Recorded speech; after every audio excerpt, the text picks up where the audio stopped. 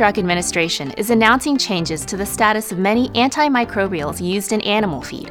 As of January 1, 2017, many antimicrobials that previously were available to animal producers over the counter will require an order from a veterinarian before they can be fed, because they'll become Veterinary Feed Directive drugs, or VFD drugs.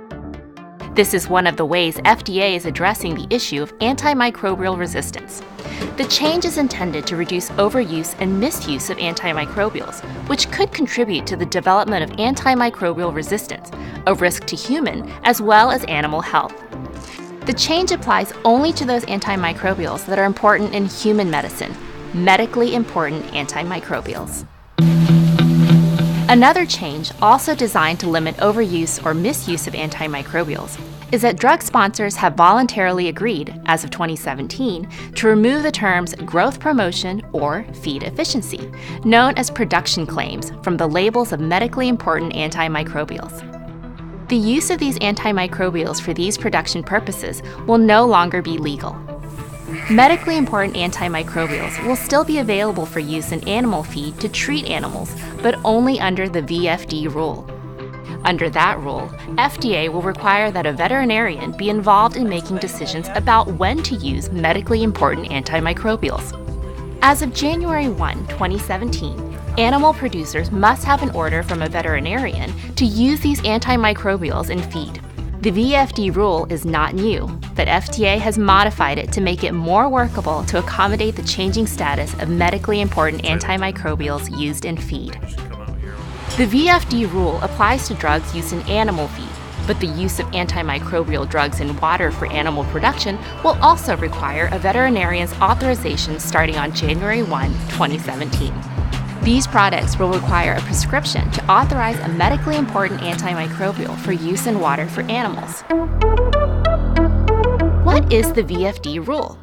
Simply, it's a rule that permits FDA to approve animal drugs for use in or on feed, but only when such use is ordered by a veterinarian. All animal drugs for use in feed come as a Type A medicated article or Type B and Type C medicated feed. Type A medicated articles are not medicated feeds.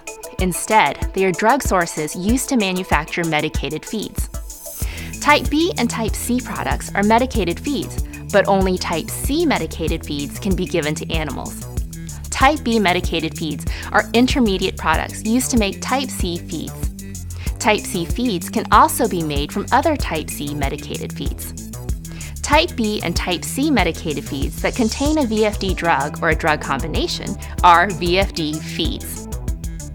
So why can't a veterinarian simply prescribe the use of a drug in feed? Because state pharmacy laws would make the process unworkable. Those laws require a pharmacist to dispense prescription drugs. The pharmacist would have to travel to the feed manufacturer each time the veterinarian prescribed the addition of a drug to feed. The VFD rule permits the veterinarian to order the use of the VFD drugs and a VFD feed distributor to supply the feed to the producer with no involvement by a pharmacist. Here's how the VFD regulation works. Before you, the veterinarian, can lawfully authorize the use of a VFD feed, you must be acting within the scope of a veterinarian client-patient relationship, or VCPR. If you decide a VFD feed is appropriate, you will issue an order for its use, a VFD order. The order must be in writing. It cannot be given orally. And you, and only you, must sign it, either by signing a paper copy or by providing an electronic signature if you meet the requirements for using an electronic signature. The VFD rule specifies what information you need to include on the order. It's your responsibility, as the veterinarian, to ensure that the VFD order contains all of the required information and that the information about the use of the drug is accurate and consistent with the VFD drug's approval. Many drug sponsors will create VFD order forms for you to use, but you can create your own as long as it contains all of the information required by the VFD rule. Be sure to include a statement on the order saying that the use of the feed containing a VFD drug in a manner other than as directed on the labeling, which would be considered extra label use, is not permitted.